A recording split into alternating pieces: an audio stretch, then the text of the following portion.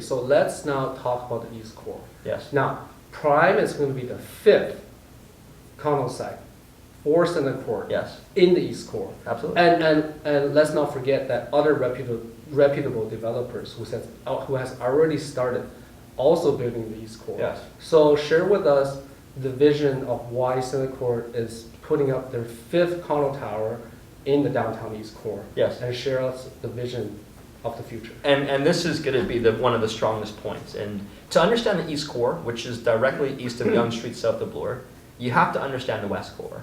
So when you look at west of Yonge Street, which is the center of our city, Yonge is, obviously, no matter how far north or how far south, it is the beacon, it's a landmark, it's the heartbeat of our city. Let's go west. What's west of Yonge Street? University. Bay Street. Yeah. What's west of Bay Street? University. Yeah. How many launches have taken place on those streets south of Bloor?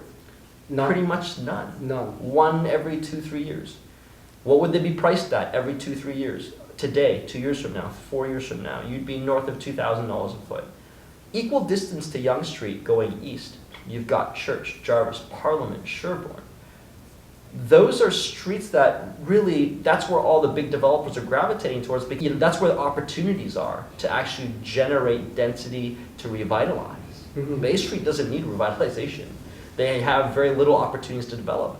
So, following the smart money to the East Core is, everyone is heading to the East Core. We've been there for a decade now. We believe in it because it's the only place to go. If you want to be as close to Yonge as possible without paying $2,000 a foot, south of Bloor, because you understand that downtown core is the lifeblood of our city as a major metropolitan, then it's the Church, Jarvis, Sherbourne, Parliament. You've got no choice. Mm-hmm. So the East Core is currently going through a massive revitalization with each condo tower that's being developed. It's going to change the demand. It's going to change the storefront businesses. Ryerson's playing a massive role in the ongoing evolution of that East Core. And when you look at Grid, when you look at Core Condos, 411 Church, these are buildings that CentreCourt has occupied, finished. So we know the area better than anyone else in terms of what floor plans sell, what floor plans rent well, what type of amenities are actually being used, which create greater value in resale.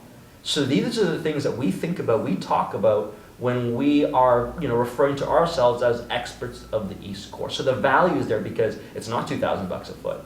Right? And we're telling you can see it firsthand that the change is happening. It will catch up to the West Core, but it's a function of time. What it looks like today is not what it will look like tomorrow. A good example is Regent Park. A good example is Liberty Village. Exactly. A good example is Vaughan Metropolitan Center. When you had the first tower in Regent Park, however many years ago, a lot of people were not excited. But they had the plan for you. They told you this is the plan. Mm-hmm. Don't be surprised 10 years from now when this happens, because this is the plan. And a lot of buyers sat on the sidelines and every single one of them regretted it. But they told you exactly what's going to happen, so you cannot be surprised.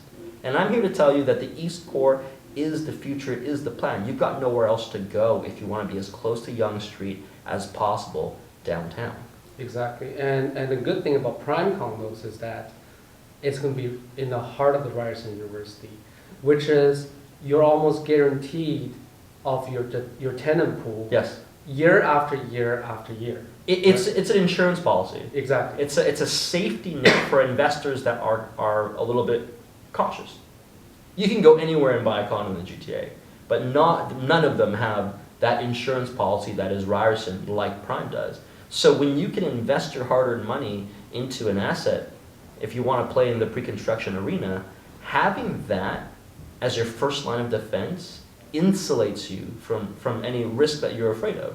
So that's it. You're right. It's a never-ending regenerating pool. It's 47,000 students that have less than 3% of beds on campus. So meaning that over 40,000 students have to live off campus, right? You've got international students. You've got faculty, administration. So that at your doorstep, literally across the street, should give you comfort.